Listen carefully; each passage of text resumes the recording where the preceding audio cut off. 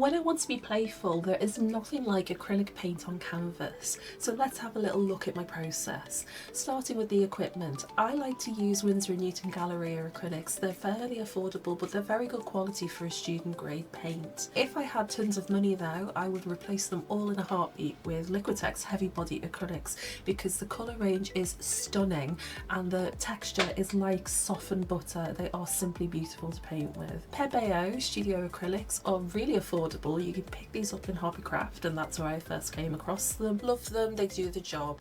For brushes, I'm predominantly using De La Rowney System 3 acrylic brushes, usually large flats or maybe a large round or two.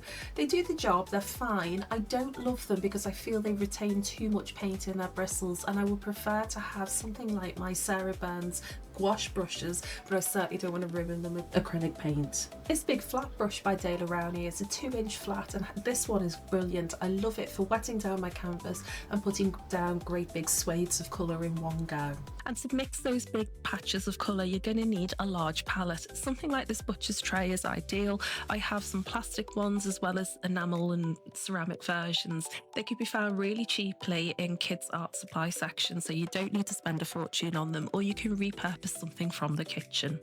I always have a few palette knives around when I'm painting, and they're particularly useful for mixing acrylic paint so that you don't waste a ton of paint in the bristles and then subsequently wash it away in the water system, and also for applying heavy body acrylics in thick, palpable layers. They are brilliant. I always have a spray bottle of water next to me for my acrylics because one of the biggest perks and problems is that they dry super fast. So to prevent them setting, as you can't reactivate them with water, give them a spritz as you go with your water and you are good to carry on painting. My favourite thing to paint in acrylics is animal portraits, and these beautiful bloodhounds were the subject that I chose for today's painting session. To begin with, I take a large flat brush and wet the whole canvas down so that I can apply some thin and transparent layers of acrylic to have a background. What I like to do is to just start making marks.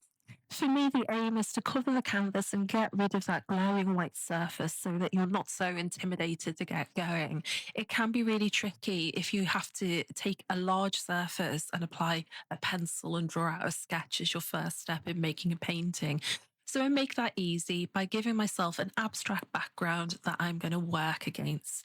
There'll be lots of push and pull as the painting goes by, and bits of it will be covered up. But the beautiful thing about acrylic is that you can always come back in with opaque colours and cover up any areas that you don't like. Here I'm using some drips by watering down some paint and using gravity to pull them down the painting.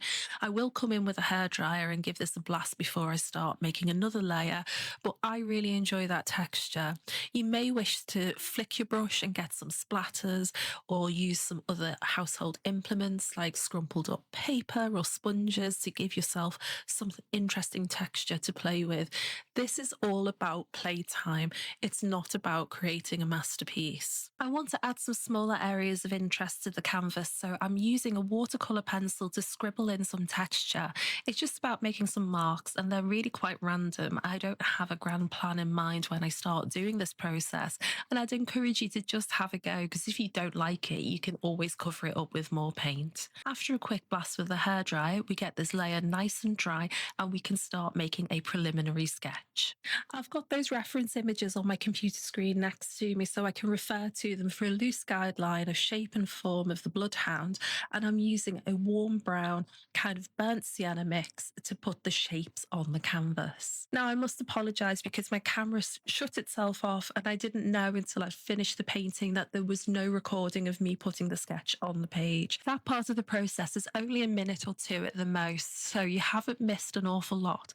And as you can see, I've just put a main outline and put some big features in like the nose and the eye, and then some folding in the ears, purely as an aid memoir, so that as I lay my paint layers down, I don't forget where the main shadow areas are going to be. beauty of acrylic is that it's infinitely correctable, so you can experiment to your heart's content, and if you don't like something at any stage, you can simply cover it up with an opaque layer of paint. You don't need to be worried or stressed during the process of creation because no matter what you do, you can always fix it with acrylics. And for that reason, I think this is the perfect project for beginners to get started with painting. If you've never played with acrylics, you can do it on paper, you don't need a canvas. And as I mentioned in the beginning, they are really quite affordable to get started with. The next phase in my process is to start putting the colours on the animal itself. And rather than being a slave to the image and copying the local colour that you can see in the photograph, I'm thinking in terms of value, i.e. how light or how dark a paint is, and then how warm or how cool it is. So I'm thinking in terms of colour temperature. I like to start with some light tones to begin with, and then work my way up gradually towards the darker, more shadowy areas. I'm thinking about the direction of light coming from the top left-hand corner of the canvas down onto the dog's face.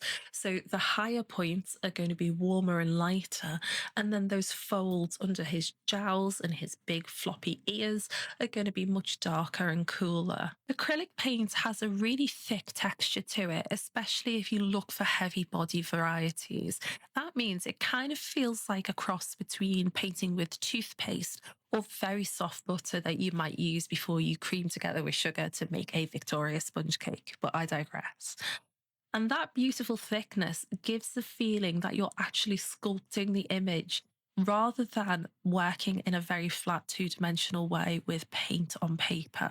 Now, I do appreciate that we're working on a flat surface, but there's something about that increased textural feedback as you're painting that helps bridge the gap between a three-dimensional reference image or subject and the two-dimensional surface that you're painting it on.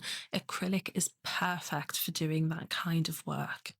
At this point in the painting, I'm starting to turn my attention more to his ears and the mid-tone values in the study.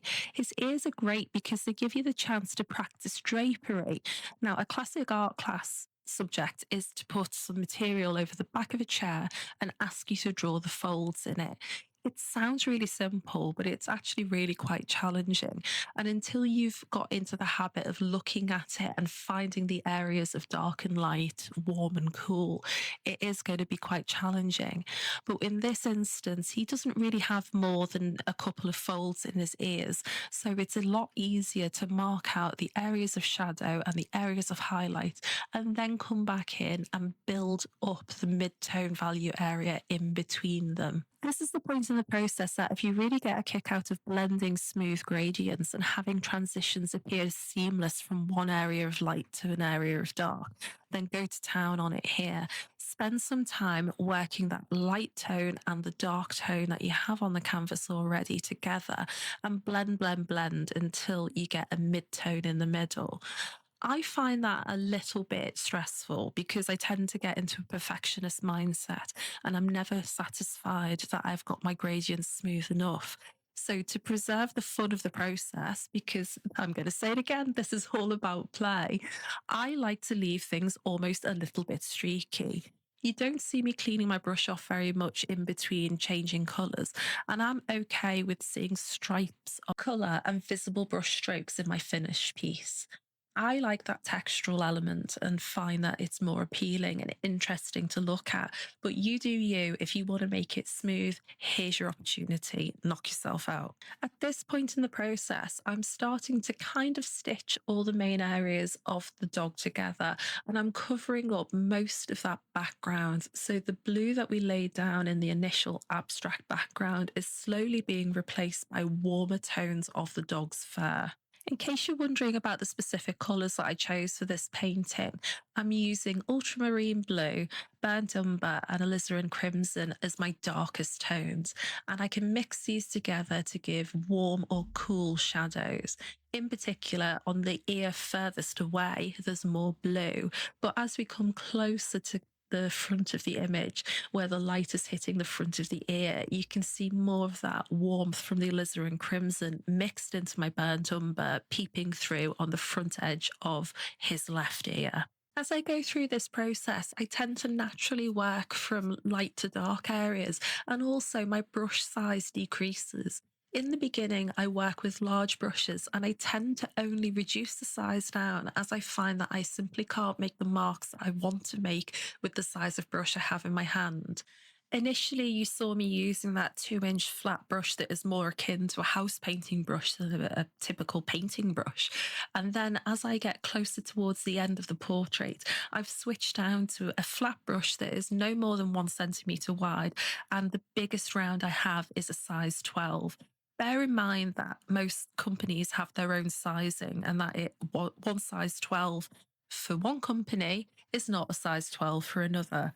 Ain't that the truth for women's clothing on the high street? Again, I digress. Using the biggest brush you can manage to make the marks that you have in your mind's eye is another brilliant art technique, and it's something that you'll come across in art school. It's all about giving yourself the confidence to know that you can manipulate the brush to make the marks that you want to make, and you don't have to rely on having hundreds of specialist brushes to make lots of different marks. The reason that you can see me switching between different brushes here at this point in the portrait is not because I want different shapes of brush to make different marks. It's more that I've already mixed a load of colours on my palette.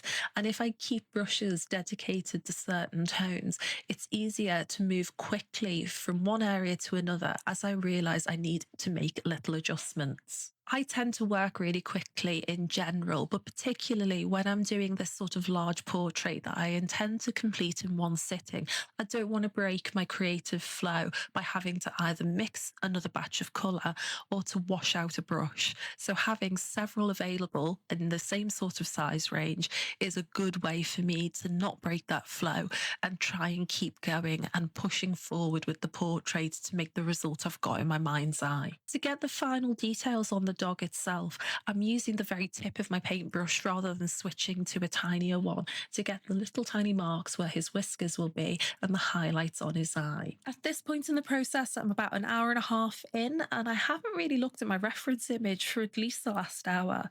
Once I've got the sketch down, it's really served its purpose. But at this point, I had a little glance back at the original inspiration, those two beautiful bloodhounds that I found on Pinterest, and they're both pictured sitting in a large grassy field. And when I thought about it, the background is predominantly blue and the dog I've painted is predominantly yellow. So it felt like it would be a good way to harmonise the two parts of the portrait, to add in some areas of this lovely mid-green tone to prevent it from looking disconnected. I want to keep that abstract feel to the background, so once I'd laid down those patches of green, I took a step back and had a good look at my portrait and felt that there were some areas that could do with a little bit more contrast. So I've come back in with my background colours and I'm adding additional layers.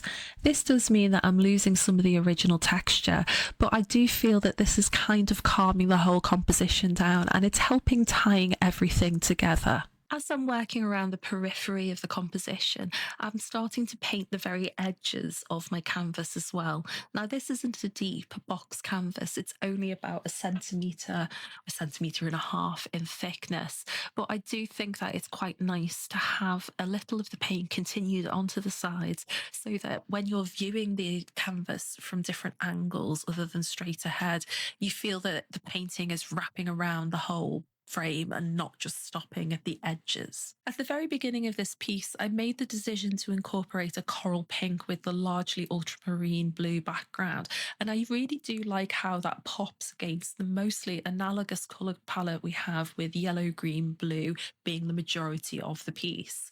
It is a little bit shouty, so in areas I added some white or some buff titanium to mute it down just a little bit so it isn't straight out of the tube bright coral.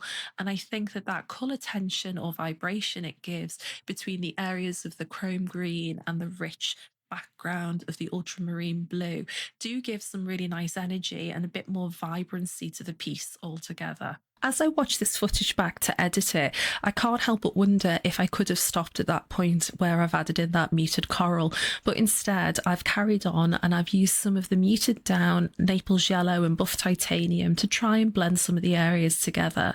I think it still works, it's not ruined the piece, but it's a choice that I didn't necessarily have to make. The problem is I was just really enjoying putting paint on canvas and I just couldn't stop once I started. Of course, you can come back at any point you like once the paint's dry and add in more layers if you feel that you have gone too far. There's always ways that you can play things down and go back to the original, and I've got the added benefit of having a video of this so that I can see at what point I was really happy with the painting and what steps I might need to take to get it back to that point in time. To finish up this session, I'm just playing around with some of the finer details and making minor adjustments and not changing anything too dramatically. Like I said, I could always walk away and come back tomorrow and see how I feel about the painting at that point. As I finish up some of those last little details, I hope that this video has been helpful and shown you that you don't have to be frightened of working on canvas. Acrylics is a hugely freeing way and accessible way to feel like, in inverted commas, a real painter. You can pick up canvases really cheaply, certainly in the UK, in dollar store type places. You don't need to buy the artist grade materials. And acrylic paint, again, can be bought really affordably. So I would encourage anybody that has some creative energy to get out, to have a go, paint yourself a portrait on some canvas, and do let me know how you get on in the comments. If you made it to the end, drop me a puppy emoji in the comments, and I really hope you'll join me again for more creative play in my sketchbook and on my canvases. Take care, and I'll see you again really soon. Bye!